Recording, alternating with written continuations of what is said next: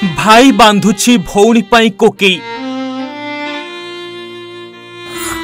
राखी बंधा हातरे भाई कोकेई को सजाई देउछि।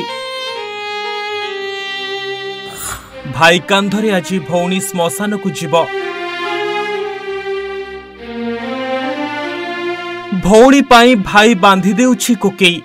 जेउ हातरे भौणी राखी बांधी देइथिला सेई हातरे कांदी कांदी भाई आज भौणी पाई कोकेई बांधुछि।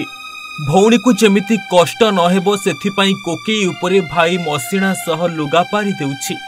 फूलरे सजेई देइछि कोकेई को। भौणी आज भाई बांधिथिबा कोकेई रे शेष यात्रा करिबो। भाईर जो कांध उपरे भौणी बसी मीना बजार बुलिथिला सेई कांध उपरे भौणी शेष यात्रा रे बाहरी जीवो।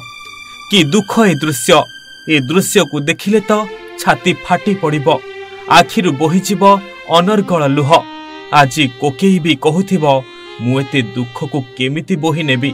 कोकेई भी आज भाईर लुह देखि कांदिबाकु लागुथिबो।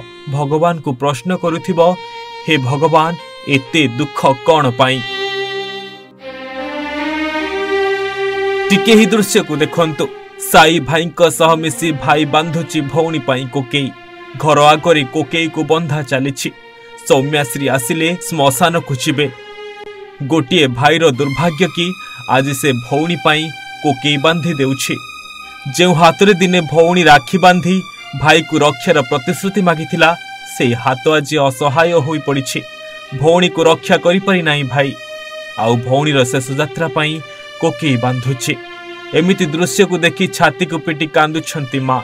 पुअर एमिति परिस्थिति को देखि सही पारु नाहंती। केवल माँ नुहे भाईर एमिति दृश्य को देखि पूरा गाँ आज कांदुछि। जो भाई दिने भौणीर उन्नति को नहीं गर्व करुथिला, भौणीर सब अड़ी अझट को सहुथिला, सेई भाई आज भौणी को हराई देछि। भौणीर शेष यात्रा पाई शेष बिंछणा प्रस्तुत करिछि। कारण भौणी आसिले सेई बिंछणारे आराम रे सोई पड़िबो सबुदिन पाई। सूचना मुताबिक 12 तारिख दिन घटिथिबा घटना पूर्णछेद पड़ी। 60 घंटार मृत्यु सह संघर्ष करी हारी जाइछंती सौम्याश्री। अधपड़ा देह सह से आरपारी को चली जाइछंती। आ एही होछि सौम्याश्री गाँर दृश्य। सौम्याश्री शेष दर्शन पाई गाँव में शह शह लोक गदा होइछंती।